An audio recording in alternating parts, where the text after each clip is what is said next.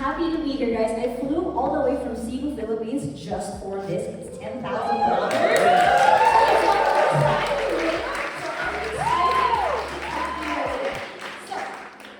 What I'm going to walk you guys through today is something that less than 1% basically of people really understand, especially when it comes to running and growing a business. So I've kind of bamboozled you guys. You guys think you're coming here to talk about AI. I'm actually going to give you a little MBA lesson on how to be able to scale your business. That after this, the people who are not here, they're part of the 99%. You guys are going to be part of that 1% who knows this part. So we'll walk you guys through how to be from self-employed or employed, if that's where you're at, where you are exchanging essentially your time for money to becoming an actual business owner where you are using systems and other people to make more money.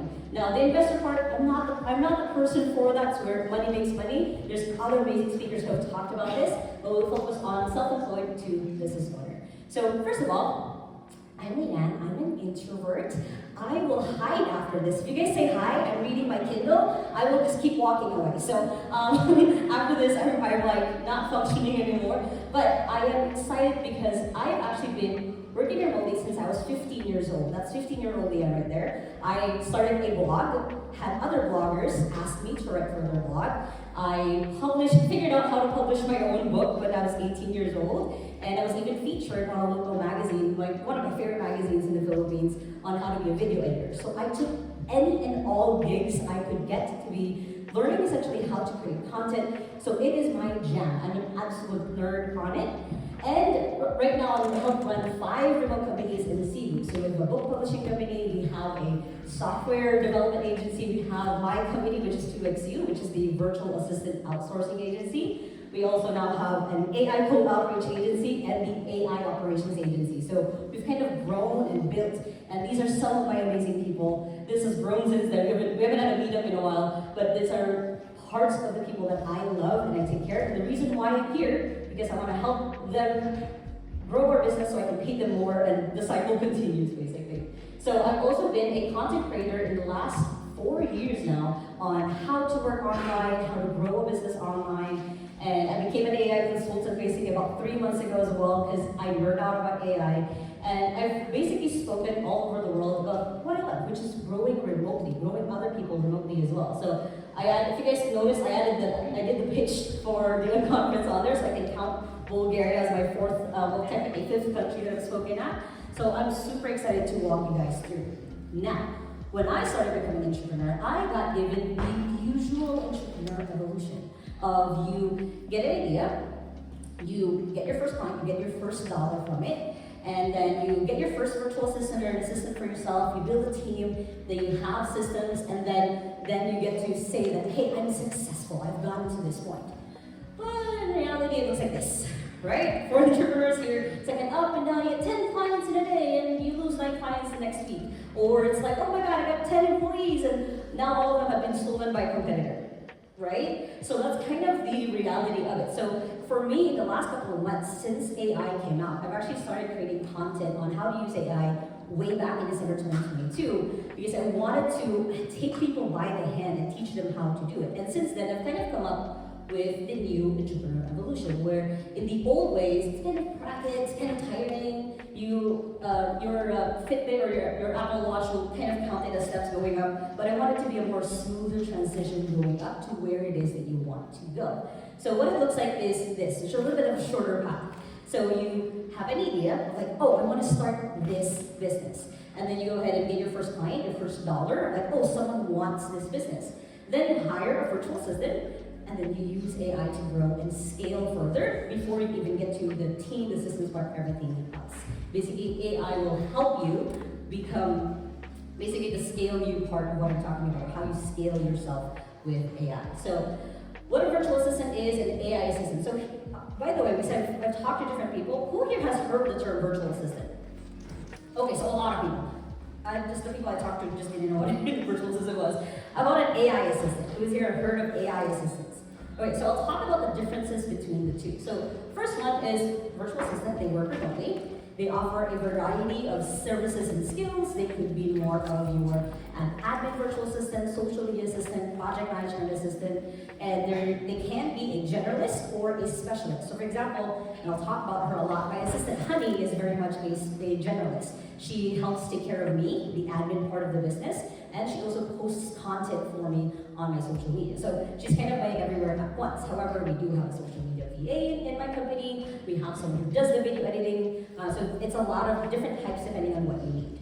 And they can also make decisions, which is honestly, this is still the main thing that differentiates a virtual assistant and AI assistant, is they can make decisions. And it can become your second brain. That's the biggest part, is a virtual assistant can start getting the context of who you are and what you do, and start becoming that second person for you in your business. Now, for an AI assistant, they're more generative AI based. They're just generated from a bunch of data basically that you either input or was already there. And they can automate tasks. And a lot of the other amazing AI speakers here, and after me as well, have talked about automating tasks using AI.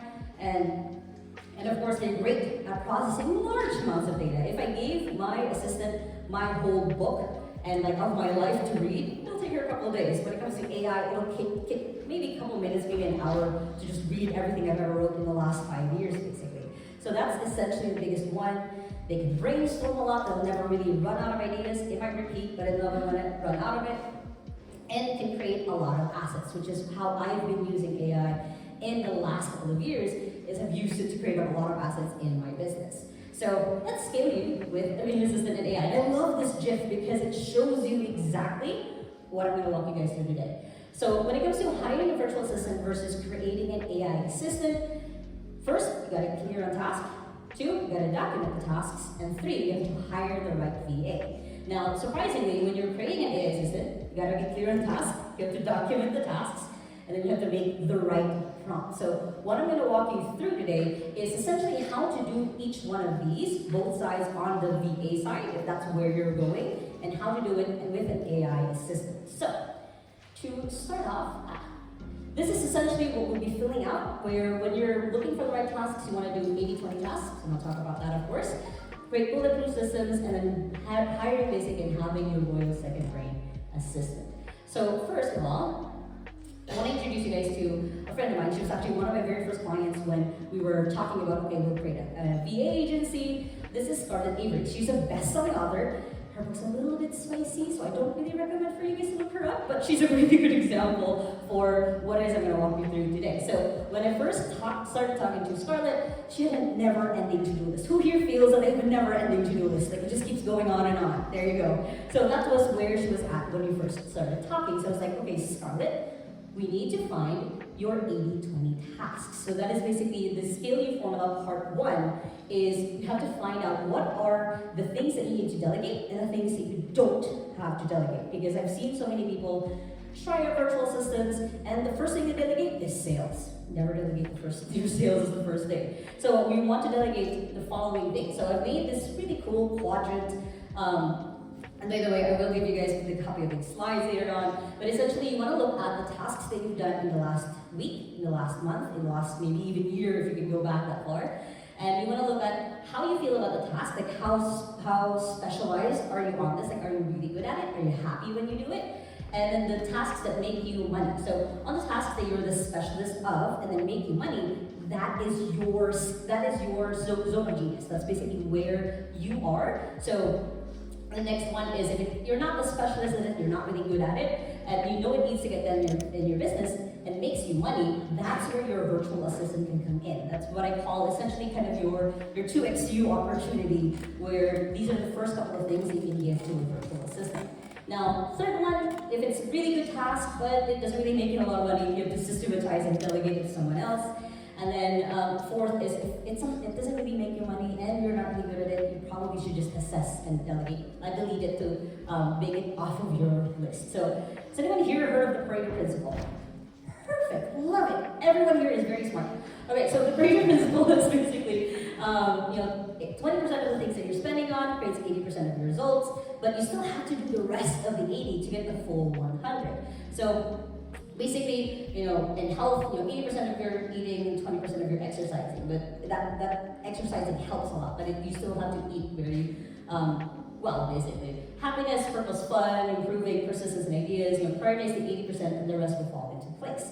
But when you're hiring, when you're trying to look for what is your 20% with a virtual assistant, you want to start looking at, out of the 10 things you're doing, and I usually do this as an example, what are the 2 things that only you can do, and what are the things that you can delegate or automate and give to someone else? So for example, for me, as when I create my YouTube videos, there's the researching the topic, there's SEO research, there's writing up the actual script, there's filming, there's editing, there's making into YouTube shorts or TikTok videos, the repurposing, publishing, everything else, right? I really have to only do one. I just have to film. I just have to be the face, basically, on the YouTube video. I give it to my virtual assistant, and it gets published even without me knowing it. Like today, I usually have a Thursday video that came up. It's already out. I didn't even know what it was because I filmed a month ahead. But that's essentially what it looks like for you. So start thinking of what are the things that I'm doing every day, every week, every month, quarterly, or yearly, that it doesn't have to be me, that I can start delegating to someone else. Now, to take out a lot of the guesswork, I do have a list of 200 plus tasks that you can delegate to a virtual assistant. Now, this is the cool thing. Right now, it's 4 p.m. in the Philippines. My assistant is still online, so if you go ahead and find me on LinkedIn and just chat her, give me 200 plus tasks, she'll send you the link to this whole PDF right here. You can even say, hi honey, this is so-and-so. Leanne said to just chat you to, I want the PDF, and she'll send it to you right away. She's not an automation. You can ask her trick questions. She's not an AI assistant. But that's essentially the power of having a virtual assistant as well, is I can be here, but you guys can still talk to me even online, and I'm not the one responding. That's kind of the magic of it. In the last 3 weeks that I've been in Europe, I think I've only worked 20 hours in the last 3 weeks, because my assistant and my amazing virtual team have just taken care of the clients, of our assistants, and everything else in between. So that's kind of the power of once you start with an assistant and you start growing, that's kind of the multiplier effect of that. So we just talked about the 80-20 tasks, so you guys now know, okay, that's the first part of it, but there's still the rest of the other 2. Now with Scarlett, what I talked to her about is, when she had okay, I now know what to delegate to my assistant, I now know what to do, but things keep falling through the cracks.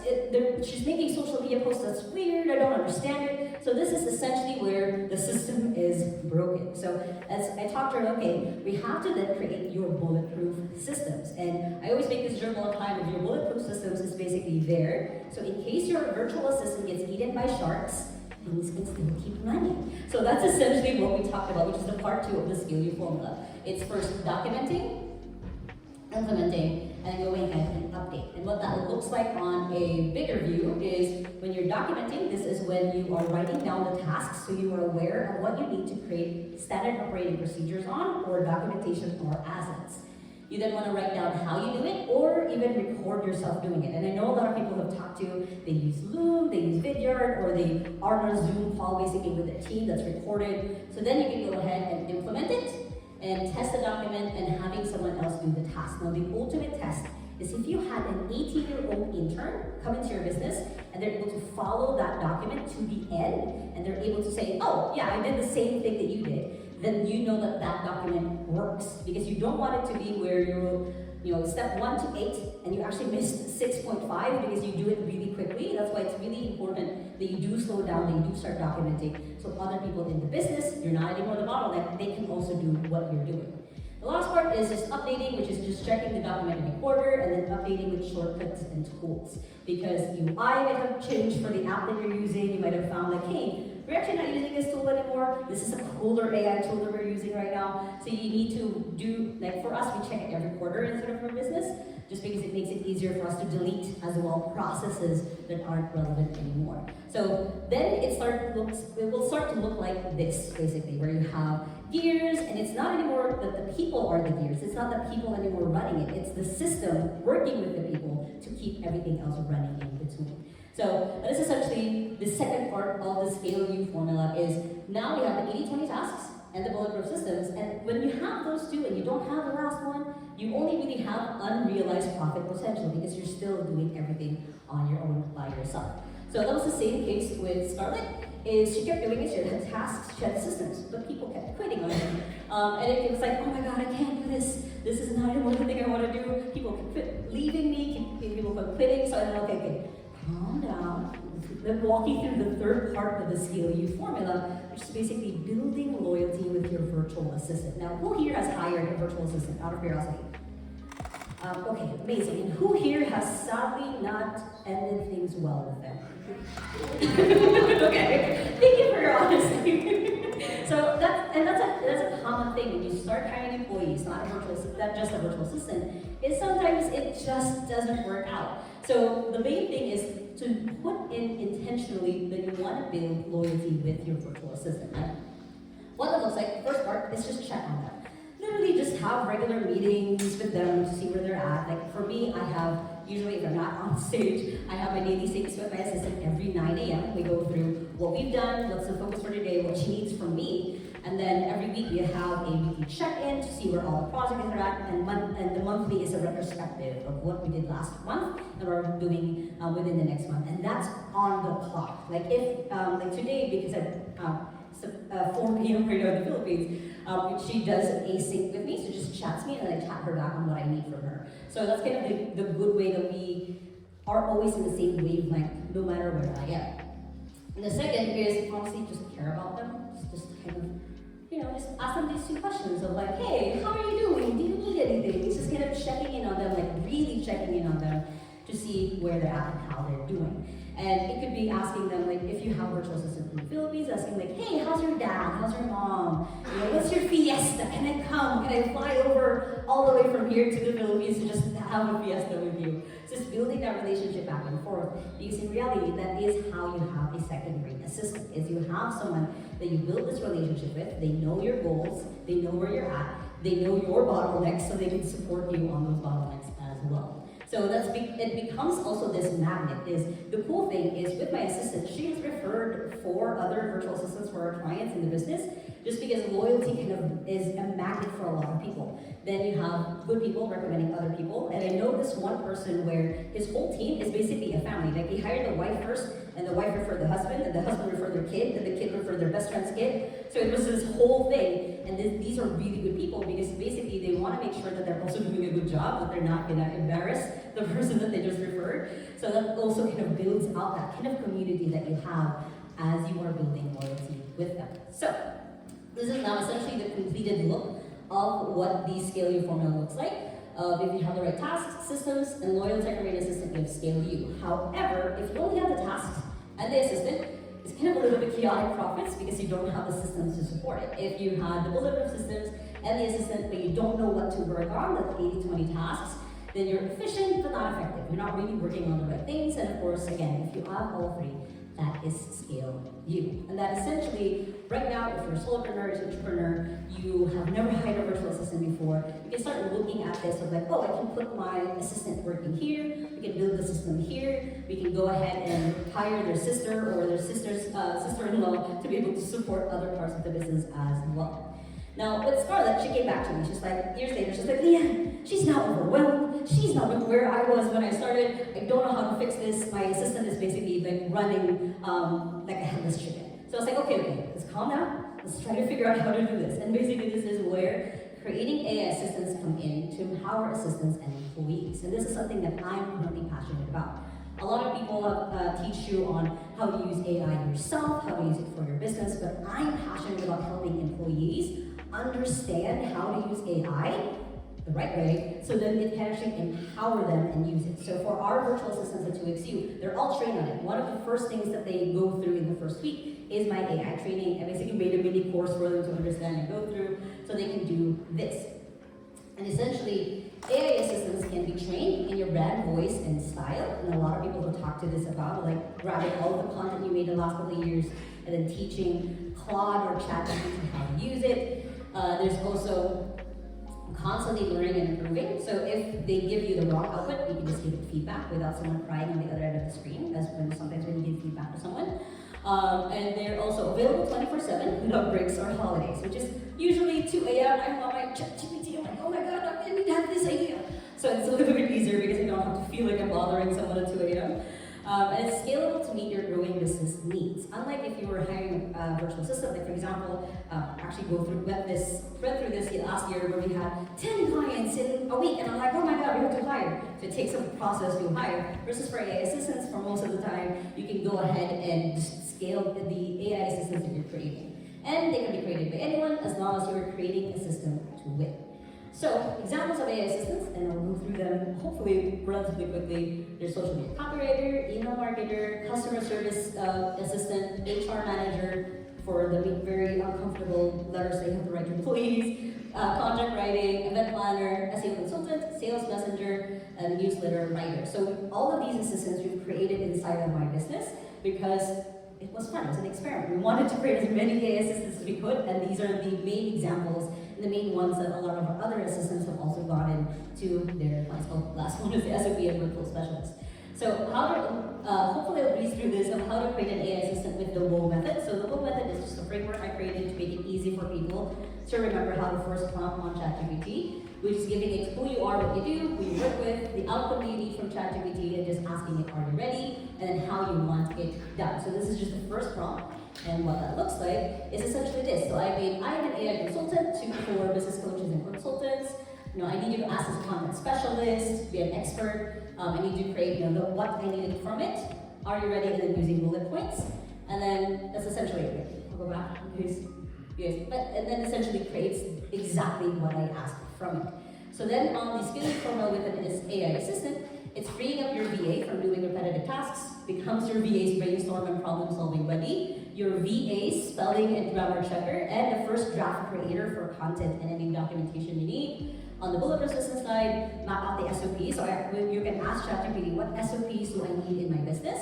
You can go ahead and create the templates for them, first draft of the SOPs, create the updates of it, and then on the second brain assistant side, again, empowering your VA, become a memory keeper for your VA and multiplier for your VA's output. So with the AI-powered virtual assistant for Scarlett, she was able to future-proof her own business and double, of course, her income because she's not the only one working. There are other AI assistants with her virtual assistants supporting her in that goal. So how can you basically double your income and future-proof your business like Scarlett?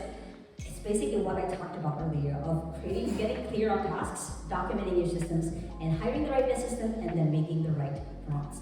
And this is essentially the future that I see. I know it's wild and crazy and like, oh my god, but you have to think of it in that way of like, if you're hiring employees, they have to be trained up into AI. Don't make it a requirement that they know how to use AI. No one really knows how to use it yet, but it has to be one of the things that you have to think about when you're hiring and working with your employees. And I did a pretty quick scorecard on what kind of virtual assistant you need, or AI assistant or virtual assistant you need if you're still trying to decide do you need a VA or do you need an AI assistant. It does have an opt-in. The earlier one, if you just connected on my LinkedIn, that one my assistant will just send it to you. And that's basically it. Ask me anything, follow me everywhere else. Thank you so much.